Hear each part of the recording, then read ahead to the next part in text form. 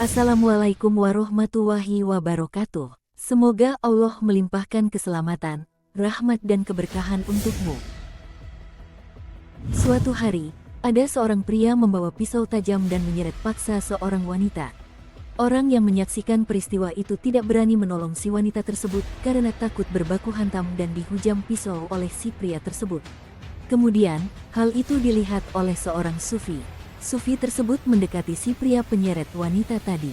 Sang sufi menepuk bahu si penyeret wanita itu dengan lemah lembut. Entah bagaimana, pria penyeret wanita itu mendadak pingsan, dan selamatlah sang wanita tersebut.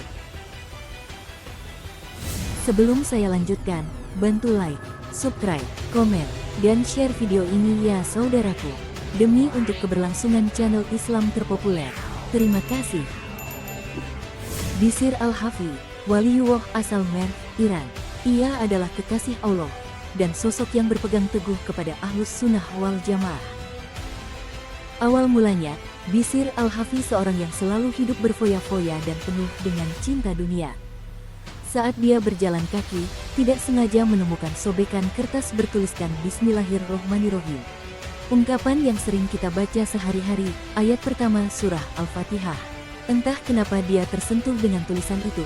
Kemudian dia bersihkan kertas tersebut, dia teteskan wewangian, dan disimpannya dengan baik. Setelah itu dia beraktivitas seperti biasa. Di tempat lain, ada kekasih Allah yang khusyuk beribadah. Dalam uzlahnya, dia banyak menghabiskan waktu memasrahkan diri kepada Allah sampai lelah dan tertidur. Dalam tidurnya, dia bermimpi mendengarkan suara. Sampaikan hal ini kepada Bishr. Engkau telah mengharumkan namaku, maka aku pun telah mengharumkan dirimu. Engkau telah memuliakan namaku, maka aku pun telah memuliakan dirimu. Engkau telah menyucikan namaku, maka aku pun telah mensucikan dirimu. Demi kebesaranku, niscaya ku harumkan namamu, baik di dunia maupun di akhirat nanti. Terbangun dari tidur, waliullah itu menganggap mimpi tersebut adalah hal yang biasa.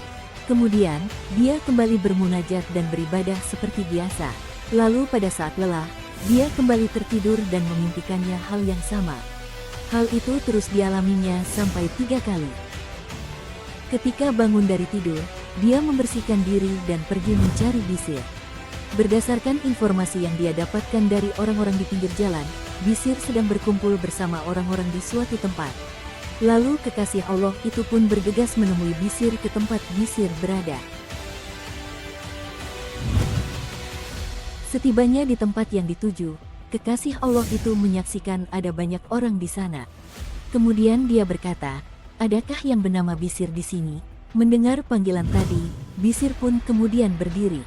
Pertemuan itu merupakan pertemuan pertama Bishr dengan kekasih Allah.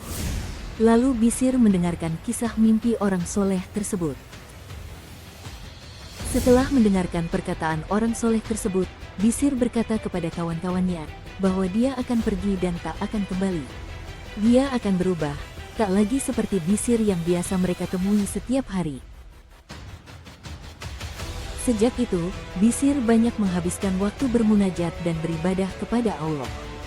Dia diketahui mempelajari hadis dan ilmu-ilmu keislamannya di Baghdad. Hidupnya serba pas-pasan. Bahkan, dia sengaja menjadi pengemis dan hidup dengan pakaian yang sangat sederhana. Hal itu ditujukan untuk membersihkan hati dan mempermainkan dunia. Suatu hari, ada seorang pria membawa pisau tajam dan menyeret paksa seorang wanita. Wanita itu menjerit ketakutan. Orang-orang yang menyaksikan peristiwa itu tak berani menolong si wanita karena takut berbaku hantam dan dihujam pisau oleh si pria tersebut. Kemudian, hal itu dilihat oleh Bishr. Bishr mendekati si pria penyeret wanita tersebut. Kemudian Bishr menepuk bahu si penyeret wanita dengan lemah lembut. Entah bagaimana, pria itu mendadak pingsan. Karena si pria penyeret tak sadarkan diri, maka selamatlah si wanita dan wanita tersebut cepat pergi sejauh mungkin. Beberapa saat kemudian, lelaki si penyeret wanita itu tersadar. Dia ditanya oleh orang-orang yang ada di sekitarnya, "Apa yang engkau alami?" Kemudian dijawab olehnya, bahwa dia tak mengetahui apa-apa, kemudian terdiam.